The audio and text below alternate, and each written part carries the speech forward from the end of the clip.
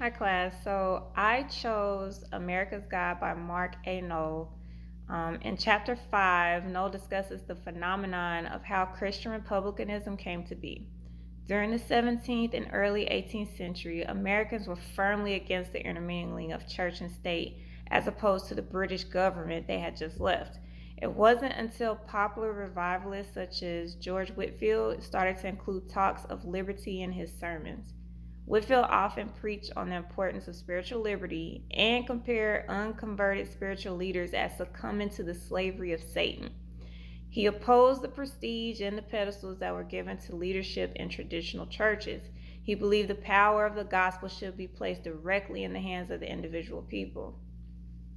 Another shift towards Christian republicanism started to happen around the 1740s when the war with France started to happen. France was a Catholic country who believed in the teachings of the Pope. Obviously, this was a contradiction to spiritual liberty that was firmly upheld in the colonies. The Pope was commonly referred to as the Antichrist or man of sin in many sermons across the colonies. A minister named Gilbert Tennant said about France, "Of our civil and religious liberties from an enemy who unweariedly labors to rob us of our civil and religious liberties, and bring us into the most wretched vassalage to arbitrary power and church tyranny." Others compared the wars between Britain and France to that of the struggle between freedom and tyranny. Comparisons of the Israelites from the Old Testament to that of the American colonies started to catch on as well. Pastors saw Moses as a brave soldier who secured liberty and virtue for the people of Israel. Pastor Samuel Davies said of the wars in France, "Our religion, our liberty, our property, our lives, and everything sacred to us are in danger." Davies warned colonists not to be enslaved by an arbitrary absolute monarch. As the country neared the war with the British, the mix of religion and republic were a firm foundation for many Americans. Many pastors supported the war and would compare the actions by the parliament, such as the Stamp Act, to that of the devil. Continental Congress member Tom Paine named the Revolutionary War as a religious cause.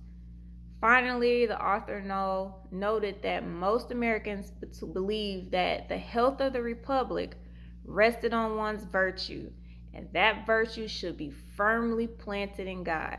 By doing so, God will continue to protect and bless our great nation. I found this research to be intriguing as well as timely. Being from the Bible Belt myself and in the military, God and country go hand in hand like peanut butter and jelly.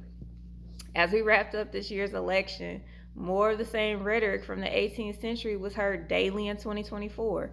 According to the Harvard Political Review, 70% of Republican voters are Christian, and therefore Republican politicians will continue to cater to that audience. I found it also a little disturbing that many 18th century revivalists compared threats to our liberty as succumbing to slavery. This is during the time that they themselves used slavery to build the republic they so vehemently protected. Slave owners often use the Bible to justify their actions, and this makes me wonder if the spiritual liberty rhetoric was propaganda to further their agenda, just as they do today.